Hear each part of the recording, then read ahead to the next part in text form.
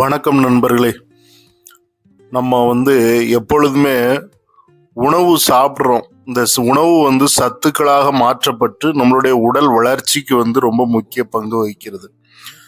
அது காலையில் இட்லி, தோசை, எதுனாலும் பூரி, பொங்கல், மத்தியானம் சாதம், குழம்பு வகைகள், கூட்டு வகைகள், இந்த மாதிரி என்னன்னாலும் ஈவினிங் ஸ்நாக்ஸு, நைட்டு டிஃபன் வகைகள் என்னென்னலாமோ சாப்பிட்றோம்.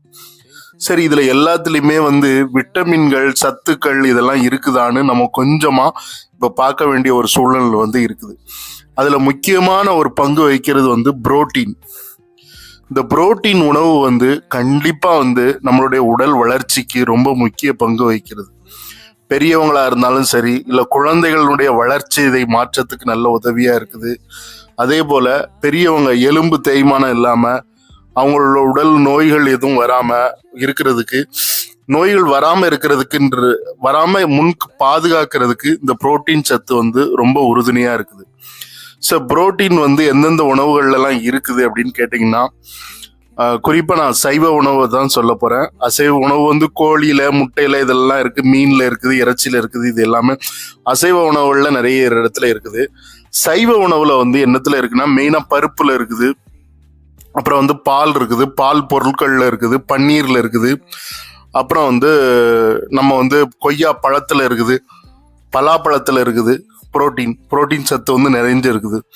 இதே மாதிரி நிறைய வெண்ணெய் பொருட்கள், பீன்ஸு, பட்டர் பீன்ஸு, இதுல எல்லாத்துலயுமே புரோட்டீன் சத்து அதிகமா இருக்குது. சரி, இந்த புரோட்டீன் சத்து என்னத்துக்காக தேவை? நம்ம இது உடல் வளர்ச்சிக்கு தேவை. இன்னொன்று, இந்த செல்களுடைய கட்டுமானத்துக்கு இந்த புரோட்டீன் உணவு ரொம்ப இம்பார்ட்டன்ட் ஆனது.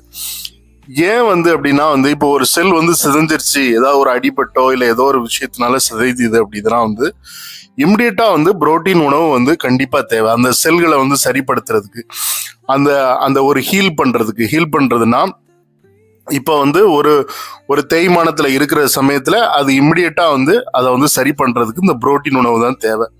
ஸோ அப்படி நம்ம புரோட்டீன் உணவு கொடுக்கலன்னா இந்த புரோட்டீன் எங்க இருந்து எடுத்துக்கொள்ளப்படும்னா எலும்புகள்ல இருந்து எடுத்துக்கொள்ளப்படும். ஸோ இதனாலதான் நமக்கு எலும்பு தேய்மானம் ஏற்பட்டு இப்பெல்லாம் 40 வயசுக்கு மேல நிறைய கால்வலி, கைவலி இதெல்லாம் ஏன் வருதுன்னா புரோட்டீனுடைய ஒரு குறைபாடு தான். புரோட்டீனை எலும்புல இருந்து நம்ம எடுக்கிறதுக்காக நம்ம அலோவ் பண்ணிட்டோம். ஏன்னா சரியான உணவு நம்ம கொடுக்காதனால அது டைரக்டா அடுத்த உள்ள உறுப்புகள் அடுத்தடுத்த வேலைகள்ல ஈடுபடும் போது என்ன பண்ணுதுன்னா எலும்புகள்ல இருந்து டைரக்டா புரோட்டீனை எடுக்க ஆரம்பிக்குது. எலும்புகள்ல இருந்து புரோட்டீன் எடுத்தாச்சுன்னா நமக்கு வீக்னஸ் தான். ஸோ அதனால புரோட்டீன் உணவுப் பொருட்களை அதிகமாக உண்போம்.